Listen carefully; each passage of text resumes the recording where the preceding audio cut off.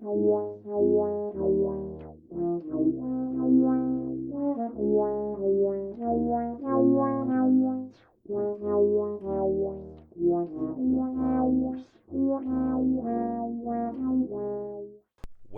to the best ever brass instrument makers podcast. Hi, I'm Jake. I'm Mathias. And we're finally back after experiencing the coronavirus firsthand and personal. Yeah, Corona took its toll. I'm sorry for that. We had to skip last week's episode. 2020 just wanted to get one last nut punch in. I'm pretty sure you're really missed us. Excited to get to the next episode. And we had a complaint. Why are you guys always talking about tubas? Tubas here, tubas there. I mean, is there anything else to talk about? Today episode, I'm excited to announce it's gonna be very French. French horns, guys. You heard it. Sarah Willis, we're coming for you. Yeah, if you haven't done yet, please like and subscribe. We have already 105 followers on Instagram. So we are only 29,900 short of beating Sarah Willis. That's right, Sarah. Next time, we're gonna get you. So we have a lot here on our list. Okay, so do you want to start or should I go ahead with? Yeah, how did you come up with French horn? Okay, I don't know why it is in the workshop, but very often when one instrument comes in, it's not just one; it comes in a goddamn wave. So, just by chance, this happens to be. We're back to work finally, and what happens? It is French horn carnage week. So. Let's see, one horn fell off a table, one fell off a stand, one got hit on the S-Bahn, and the other one, I don't know what the fuck happened to it. But anyway, just by chance, it's not even that they're all just French horns, but all four instruments happen to be all made by the same company. Oh, wow. You mean Alexander? I mean, there's only Alexander in Germany, right? Okay, for you... Wait, is there another company in the world that makes first-class French horns? And it's not called Alexander? Okay, for our listeners who don't know jack shit about French horns, in the country of Germany, most, if not all, since after the reunification of 1989, most orchestras in Germany play French horns made by the company of Alexander in Mainz. And just to... Rheinische Musikinstrumentenfabrik. Gebrüder Alexander. Oh, yeah, that's right. That's actually Gebrüder Brothers Alexander. The... how to say this? Hey, look, the cycle closes. Actually, that family, they were originally French immigrants. Did you know that? Bullshit, really? Huguenots, yeah. No shit. Actually, Alexander? yes. Yeah, they actually Alexander. So they actually are French horn makers. Yeah, kinda. Damn. Anyway, for those of you residing outside of Germany, you probably don't know this, but for whatever reasons, not to blame our friends at Alexander. I mean, they make the instruments. The players in the end are the ones who choose them. But it's somehow come to the situation that if you play in the German orchestra, you probably have to play the Alexander to get along with the colleagues. So I would probably say... It's not just that. I mean, I had this young student here. I did some service on his horn. I asked him if he ever played other horns too, and he said, yeah. But, I mean, I want to get a job, so... Yeah, that's pretty much the situation. We don't usually have this so much with trumpet or tuba as much, but for some reason, horn players tend to be a bit like, no offense, guys, you're a bit lemming, you know? You kind of all go the same way there. But, having said that, we have... French horns in the shop this week from the very lovely maker known as Cornford. And although the name sounds very British, like a can of corned beef, he is actually a German horn maker who learned, I believe, at Alexander. Yeah. He actually worked there for, I don't know, 10 years or so. Okay, and like anyone who's got a good head on their shoulders, they realize that making French horns is probably, at some point, you would probably keep most of the money yourself if you make the whole horn yourself. So he quit and started his own shop. Now, normally, like I said, we are in Germany, and in Germany, most orchestra players or most students at universities tend to play on Alexanders. However, due to two very well-known teachers and players here in Berlin, who are very big fans of Cornford, there are a lot of Cornford horns in Berlin. So this is a bit of an exception for Germany. Maybe other cities are different. Don't get us wrong here, by the way. We're just going to talk about Cornford, but there are lots of other amazing French horn makers throughout Germany. I can go through a huge list of them.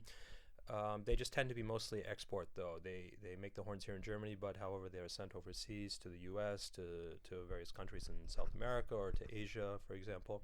And we're gonna get to them. We'll get to them at some point. So, but they're all great. But today we're talking about the corned beef, Cornford, and Cornford is a bit. How do you say? There's basically First of all, where's he located? Actually, his shop. Shit, I forget. Where is he actually? I always talk to him on the telephone, but I forget where he is. I think it's Münster, but not the Münster. There's two Münsters. Yeah, right? yeah, not the Münster in Nordrhein-Westfalen, but the Münster in Hessen. You mean the somewhere. small Münster or the big Münster? The small Münster. Yeah. Do you know? I had a friend who really fucked this up one time. So they drove from Berlin all the way to Münster, but they went to the wrong one. I don't know how many 100 kilometers apart these are. Oh man! Like a cello player for a gig. Yeah, he really fucked that one up. So that was bad. So anyway, if you go to small Münster, Klein Münster, there's the workshop of Christoph, right? Christoph Cornford. Christopher. Sorry. I always call him Herr Cornford. And he has a number of different French horns in his catalog, as any maker would do. And Wagner tubas. And Wagner tubas, that's right, those hideous things that nobody likes, but somehow... how to say, so the instrument in particular that is on my table today that has had the living shit kicked out of it is what is known as a Model 23. A Model 23 is a 4-valve standard double horn. I would say auf Deutsch full ausgebaut, so it's a full double horn. I don't know the type of wrap that this is called, but it looks like a very standard one. 4 valves in a row. It does not look like an Alexander 103. So anyway, it's a very nice, very pretty yellow brass horn. Unfortunately, the bell has had the living snot kicked out of it, so we'll get to that. We'll clear that up. Detachable bell, yeah. It does have a detachable bell with a nice bronze ring on it. Cool. There's some really nicely engraved valve caps. Oh, yeah, that's right. Okay, before we get to the valves, though, or should we... I can talk about the valves now, sorry. All right, I'll stay on topic, people. Sorry. Got Corona on the brain here, sorry. Most French horn makers and a lot of instrument makers in Germany tend to use valves made by the company Meinl-Schmidt. They are also the dealer for, or they were the dealer for Hetman Valve Oil as well for a long time. And they have this exclusive deal with Alexander that only they make the 103 model valves. But you have to explain though what part of the valve for you. It's not the valves, because a lot of horn makers do use Meinl-Schmidt valves. It's just that one change valve though. That only one, and you can't get it from him. It's really exclusive. If you need a replacement, you have to go. You have to go through Meinl-Schmidt. No, through Alexander actually. Oh, through Alexander himself. Yeah. Okay, wow. So nice. they get their cut too. Little man. Okay. But Cornford is quite interesting in the fact that he hasn't gone this direction. He buys or he sources his valves from another maker who, unlike Meinl-Schmidt, is in Magnerkirchen. This is a company run by a Mr. Benjamin Keim. Yeah. Former valve maker at the BNS factory. Yeah, and who also makes the Paxman valves. That's right, he makes valves for Paxman, and we do see them on German trumpets occasionally. But unfortunately, I myself don't have a lot of experience. I've met him a few times. Very nice dude, super cool, super chill, has a really cool workshop.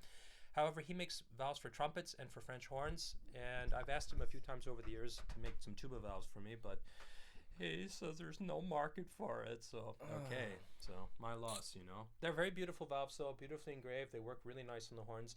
So talking about engraving. Oh, I thought we were going to save that for product of the week. Okay, no, never mind. We'll jump to that. Anyway, just to talk about engraving real quick, this has nothing to do with Cornford horns.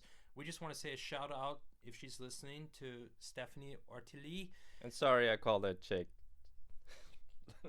You owe her a bottle of beer for that one. Okay.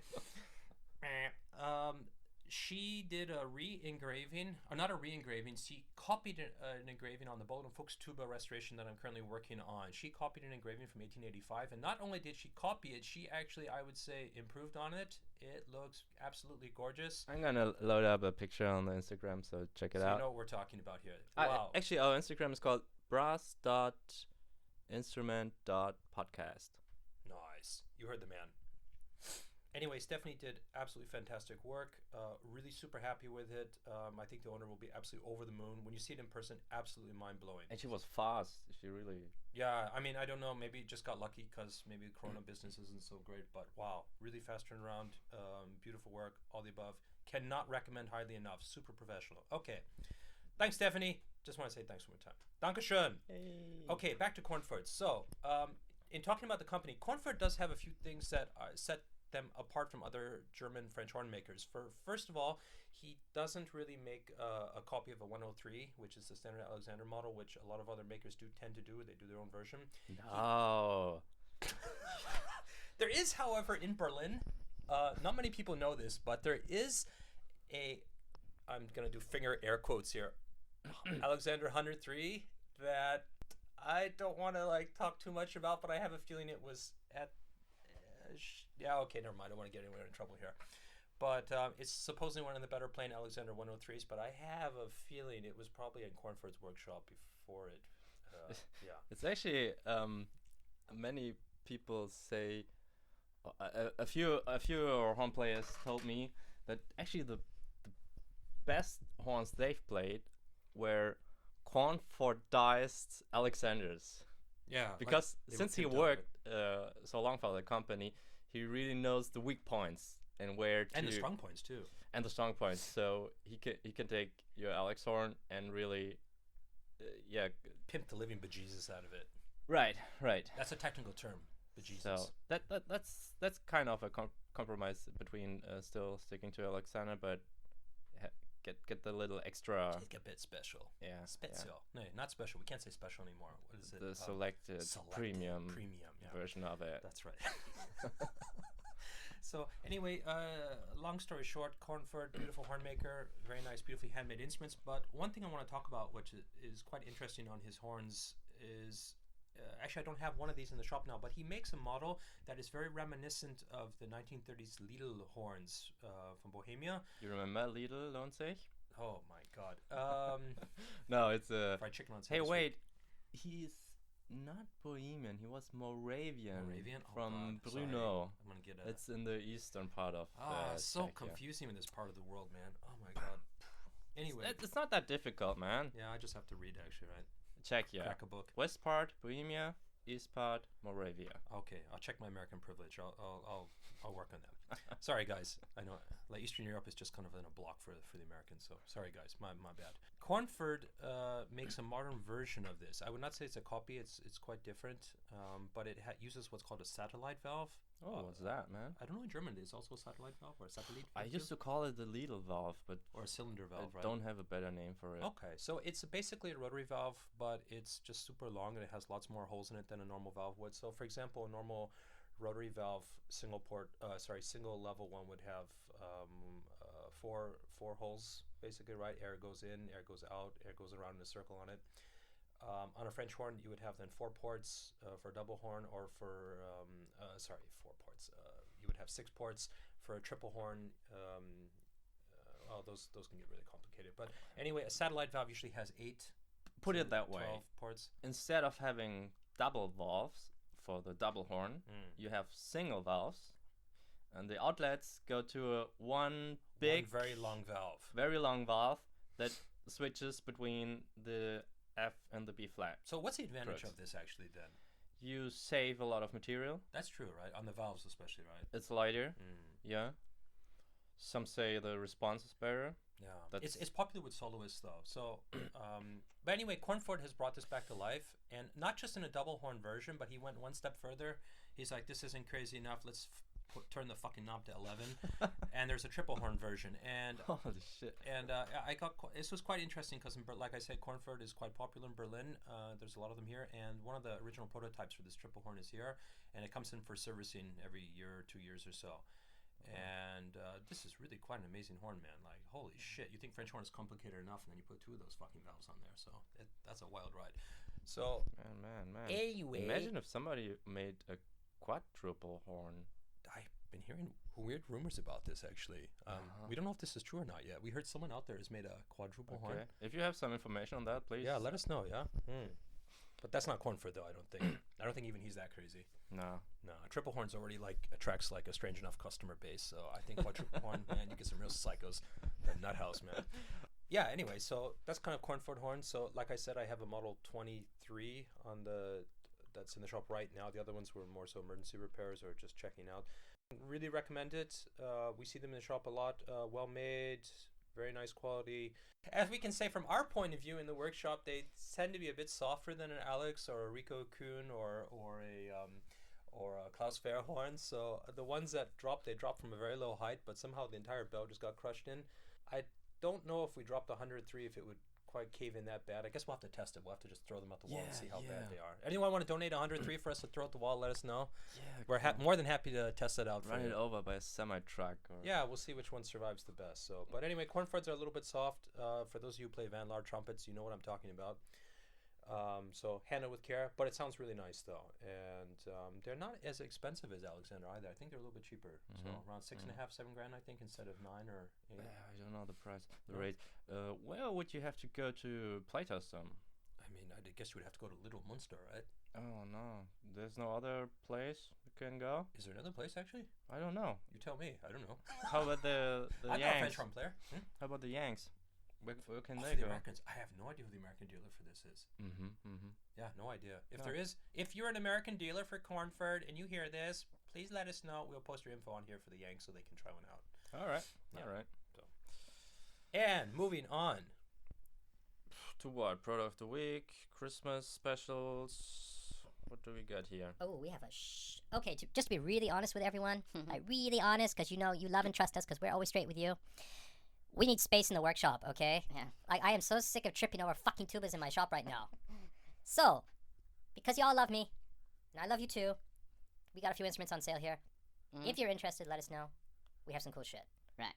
So, what do we have, Mathias? So what do we have? Well, there's a bunch of instruments customers eventually leave here asking, couldn't you sell this for me? And each time we think, oh no, not another one, but Guy's like, look, it's either, my wife said it's either me or the horn, and I still love my wife, so I gotta sell the horn or the tuba, okay? so all right. please Jesus. people help Jake save his marriage. Not my marriage. Mine's fine, dude. Yeah. I don't keep that shit at home. I don't bring my work home with me. We're talking for our customers here. But yeah, I mean, to save them marital trouble. so we are such nice guys, we just can't turn them down, so things keep Accumulating. accumulating a bit. It's a bit like snowfall. on the tubas. So what do we got? We got actually a nice selection of Breselmeyer horn mouthpieces, our different Katsushi left here. You can try them out as soon as the lockdown is over. Oh yeah, technically we are closed. Oh, hit me up, Thank you, maybe. German government. Thank you. Sorry. And since we're talking about French horns, we have a honestly really gorgeous spiffy Wagner tuba in F from the company of Hans Hoyer. It is in like new condition. It is just very slightly used. I think someone might have licked it, but it hasn't been played for more than 20-25 minutes. Just one quick question. What is a Wagner tuba? Oh my god. If you ask me personally, like off the record, I would just say it looks like a tenor horn that some chump stuffed a French horn lead pipe on, but I think it's a bit more complicated than that. Okay. Yeah. Basically, it's for French horn players if you are playing Wagner, hence the name, or Bruckner symphonies. There are passages written for an instrument known as the Wagner tuba. It's usually played by the French horn player. It has nothing to do with the actual tuba. Okay, just to like clear that out of the air. It looks like a German tenor horn. It is an oval form. Tends to be very similarly, how do you say, you could confuse it from a distance with a tenor horn, but you will notice that the how do you say, the fingerings, the hand position is for the left hand, not for the right hand, so I'm not sure from a distance if you can't tell. I've seen ones where people have a tenor horn where I think they reversed the picture when they took it, but you realize it's actually a Wagner tuba. Oh, cool, nice. So anyway, we have this beautiful Hans Hoyer, handmade, I would say, made by loving hands, everything bent in lead. Body is yellow brass, the valve tubing is gold brass, it does have mini ball linkage. Unlacquered. Oh no, wait, this one's lacquered. Excuse me.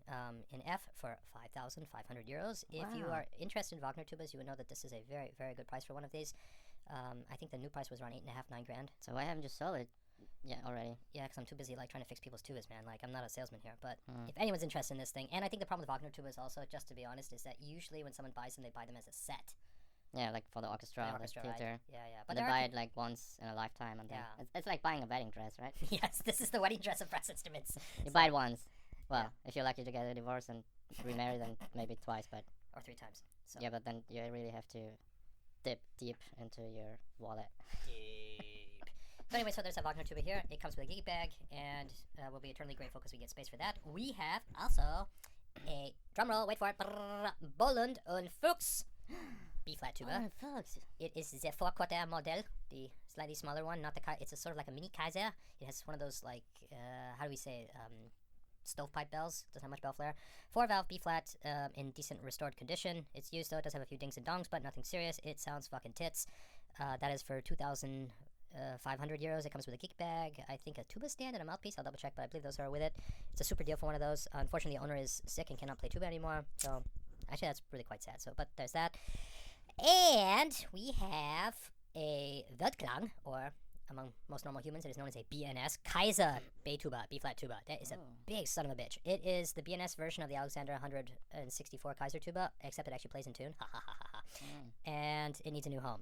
So that's also here. And that is in beautifully restored condition. It looks awesome. So, and I believe that also goes with a gig bag. And I think the price was 5,500. So I think, so Wagner tuba 5.5, Weltklang Kaiser tuba 5.5, and the BNF 2.5. Grand.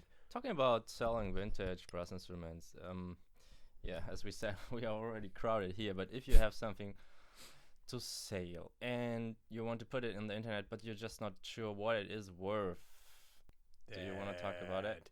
Okay, this is an idea we've been toying around with for a long time. Hopefully you're not all bored to death by now, but bear with us. It's worth it, trust me. Okay, as brass instrument makers, you often get the phone call.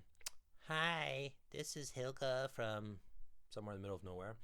I need to sell my husband who's passed away his old tuba and blah blah blah. And so, okay, what's it worth? Fine. They bring it in. We tell them what we think it's worth, and then they often sell it, or we sell it for them, or whatever. This happens quite often. Sometimes people find an old instrument in their attic. They don't know what it's worth, but usually the problem is the information doesn't really get to the seller. What is it actually worth? And it is actually a hard. It's difficult. question It's to- not easy. I mean, even as makers, we're not always sure what something's worth. But you know, after so many years, you get a bit of experience. You kind of have a general idea. If you don't know, you often know certain specialty people who say, "Oh, I only deal with crisp instruments," or "I deal with Vincent Bach trumpets." So you know the right people to At ask. least we can tell them, okay, that was the maker, this is more or less the time, and yeah, maybe I know somebody who collects this kind of stuff. You can indicate them like a way to go. Right. Yeah. So what happens, and I'm afraid this is a bit of a sad story. It's unfortunately happened a couple times over the years to the point where I got annoyed enough where I feel it's time for us to maybe do something here. So Step in, yeah. So Helge from, or Frau something something, calls me from middle of nowhere. Yeah, I just sold my dead husband's tuba for 200 euros. And I have a bad feeling. I'm like, why? What's up? And I said, send me some pictures. I look at it. I'm like, Holy shitballs. It's like some beautiful Balloon Fuchs Kaiser tuba. and then suddenly a week later, it's back on the internet for 10 grand and it sells. This poor lady is just like heartbroken because she said, I sold to some nice young man who was like, he's going to treasure it and use it. And if I had known, I would have sold it for a different price. And she didn't know. So this happens a lot. And sometimes also what's happened is sometimes a collector, someone who has like more instruments than common sense at home, will pass away. To my friends who are collectors, I didn't mean you, not specifically. And the family's left with a huge pile of instruments, and they're like, dude, what the fuck do I do with this? So if any of this sounds vaguely familiar to you, and you have an old thing at home, and you're like, dude, what the fuck is this thing? Reach out to us. We just need some pictures. We need the serial number if there is one, any engraving, a couple photos of the general condition, just so we know what it kind of looks like. Some dimensions, if you can swing it, measure the diameter of the horn and the bell or the length of it, and we'll do our best to get back to you and let you know what we think. The only thing that for us, though, we would like to ask in return is we don't want any money. You can always send us some beer or some Stollen, like German cake. That's nice. But one thing we would like to do is we would like to perhaps use the photos to help other people who are in the same place, just to help create a database. We can estimate better values in the future. Right. Yeah. So this is a bit of a blue sky thing at the moment. We're just getting started with this. So reach out to us. Let us know your thoughts, what you think, any ideas, any concerns, and let's make this happen.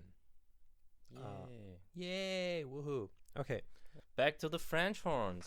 So, dude, why is this called the French horn? Just real quick. Okay. If they're all made in Germany, why are they called the French horns? To make a long story short, the French horn originally wasn't probably a musical instrument, but more It still isn't.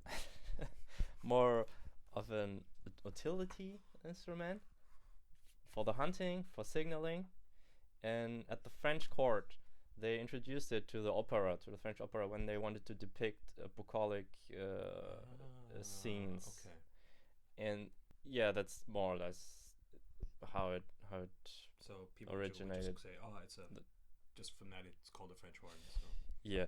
If you want to read more about this story, I have the book of the week. Book of the week! Book of the week is called The Horn. They definitely win the prize for creative titles. It was written by Janetzky and Bernhard Brückle, both themselves hornists and musicologists. They passed away some 20 or 30 years Awesome, ago. old book. Huh? They published it, I think, in the 70s, 80s-ish. Original here in 1977, actually in German, and then they made an English version some 10 years later. You hear that, publishers? There is demand for English translations of German books. We I mean, told you. It's been out of print, but you can still get copies for 10, 15 bucks secondhand. And it's a really good overview of the history. There are lots of pictures, color, black and white. Yeah, if you just want to get a rough overview of the history of the horn, totally recommend. Easy reading, not so super academic, more for the general public. So, yeah, great. Okay, we'll post a link to the book in the comment section as well, just so you can find it. So, next section, product of the week. What do we got here? Now, Jake, do you know why Donald Trump doesn't play the French horn? Oh my God! Please, Mathias, tell me, why does Donald Trump Because not he's play got the French horn? such tiny hands. Oh, it doesn't fit on the instrument, right? Yeah. If you actually have trouble holding your horn, which can be easily the case, since it's a pretty heavy instrument with all those valves and extra valves and triple valves and quadruple valves, there are some solutions that can make your life easier. You don't have to suffer in silence. There's a thing so-called the flipper. And don't, as in not flipping people off. It actually is meant for. Oh, okay, never mind. Sorry. It is a adjustable brace that is. As we're talking, we're like playing with it, like looking at it. It's like, even though you can't see it from here. How to explain? Yeah, It's a handrest. It's a handrest. It's a handrest. Oh, that's the easiest way Handrest, to right. describe it. And we've got two versions here, made by suppliers. We are luckily in the situation here in Germany that we have two companies that exclusively dedicate themselves to make our life easier. Yes. Shout out to RMB Riedel and Martin Seibold. Thanks, guys. We love you. A lot of little accessoires for brass instruments and components and stuff. And they both make this flipper. They are slightly different. While the Riedel have a base for the flipper that looks like a lyre holder. Lyre holder. And is soldered in between the mouth pipe and the bell Right. of the French horn. And then you insert the flipper and you can Adjust it for wherever your hand needs adjust it a little bit. But actually I personally prefer the solution Martin came up with, which is it's a base and there's a little There's a little plate with a ball bearing, and you Does anyone have a fucking idea what we're talking about right now? Yeah, you're gonna see it on the pictures. Okay. And you insert the flipper to it, and then you can not just adjust the length but also the angle Right. and play around with it. But there's a big but. Some people don't like the shape of the flipper itself. Yeah. So what they do is they take the base from Martin, but use the flipper from Riedel. Holy And shit. since they are That's some both serious secret. 4 trade secrets millimeters, right there. hail to the metric system. Oh, they're interchangeable. Right. Nice. Yeah, you can just. So we got both versions here, and people can just Should be pick it. banging. And if you need help with or you can't reach the pinky finger hook, Ah, On for the your horn small, for your well. little finger, right? there's also an adjustable finger hook for the pinky, also made by. You got that, people? So there's a flipper and there's an adjustable pinky hook. Two Yeah. different things. So one for your hand, and then one for your little finger. Yeah. And then you will hold that horn like a and then badass there's mofo. really no excuse anymore. If you drop your horn, it's your own fault. One small little caveat. Occasionally, once in a blue moon, I don't remember which case it was. There are some cases that fit on the horn so tightly that if you install the flipper, it could perhaps be an issue with fitting into the case. So ask your instrument maker wherever in the world you are when they put the flipper on your horn, just by chance, just make sure that it fits there. It's usually 99% of the time not an issue. Right. But that 1% of the time will really piss you the fuck off. So just check that. Yeah. Also, if you're an instrument maker listening to this, you know what I'm talking about. That's good. That's good advice. I don't remember which coffer it was. It wasn't Marcus Bona. Those were okay. I think I think it might have been the Japanese Galax coffer. They're really compact. They're beautiful because they were super small for the size. You could fit a full double horn. Who the fuck use them here in Europe? You see them every now and then. They're really efficient cases.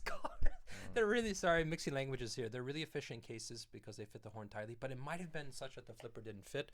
Either it was that or it was a Hans Hoyer case. I cannot remember. But one of those, there was some fitting issue with it. So just be careful when you put it on. So anyway, not a big deal. Talking about cases, if you still want to get a Kato case, a beautiful German-made, sad, dude, you have to call them immediately. They're shutting down. No, why? At the end of the year, so why? It's maybe such a they nice have case. some old stock they are still trying to get rid of. But why are they closing? Actually, what happened? Man, supplies are expensive. They are all custom made, so you don't get the you can't buy huge supplies. Right. Getting better prices. Plus, they are made entirely in Germany. Right. Labor cost is high, and then. But I mean, they're already very expensive, and people were buying them. You mean they're going out of business just because they can't compete right now, or if that's probably yeah. That's what I heard. Okay. Maybe That's a fucking shame. I have to be honest. Out of all the French horn cases I've seen in the shop, they're one of my favorites. They look fucking tits too. Like. Seriously, it's like if David Bowie from the 70s played French horn, he would buy that fucking horn case. I tell you. And they're super lightweight. The construction design of it, everything, like, those were one of the few horns you could drop a fucking bus on it. You still wouldn't damage the thing. But it was really lightweight. So I'm a big fan. Really sad to hear that. God, that's actually really sad. Yeah. So, sorry, guys. I hope there's a other solution they have there. But yeah. So when you're a French horn player and you want to gear up, you got your normal double French horn, and if you go a little bit more crazy, maybe you have your triple horn and you play your Wagner tuba and your natural horn and have a nice horn case and everything. But if there's still money left and you don't know where to spend it, and you want an instrument that plays like a horn but actually looks cool. Yeah, but I mean, they're so rare they won't find it. Okay. You should definitely check out the last issue of the Sonic Saxon Brass magazine. This is only for the people in Germany, okay? If you're outside of Germany, I don't know if you can get this. There's no English version. You can get it in Austria, Luxembourg, and Switzerland for 10 Swiss francs. So if you're one of those little podunk countries that also speaks German, there's a Sonic magazine. Shout out to the writer of the article, Mr. Mario Weller in Marknenkirchen. He is our badass brother from another mother who knows all things historic about brass instruments, especially things from Marknenkirchen. There was, in the 70s and the 80s, a French horn that was built in the form of a bass trumpet. And it is fucking awesome. I also have the luxury to have seen one or two of them in Berlin. They come in for repair occasionally. Pretty cool. And he wrote an article about this instrument. So if anyone picks up a Sonic magazine, you should read this article. Where would they use that? That is a good question, which Mario was currently working on right now to figure that out. So actually, a lot of people don't really know. They use for, I don't know, Tanz orchestra, dance orchestra, this kind of thing. Yeah, kind of a big band. Yeah, German big band, pop music. Yeah.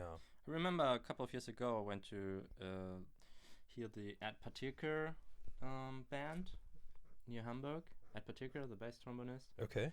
And he's got this big band, and then he was telling the audience, actually, we're not a big band. We are a jazz orchestra. Oh my God, cringe. Because we have a French horn. Oh, I'm just gonna hide under my chair right now. God.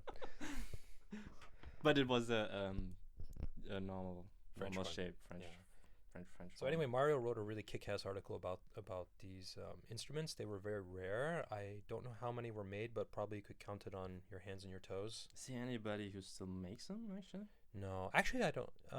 I guess for the Americans you would consider it a mellophone, they would say.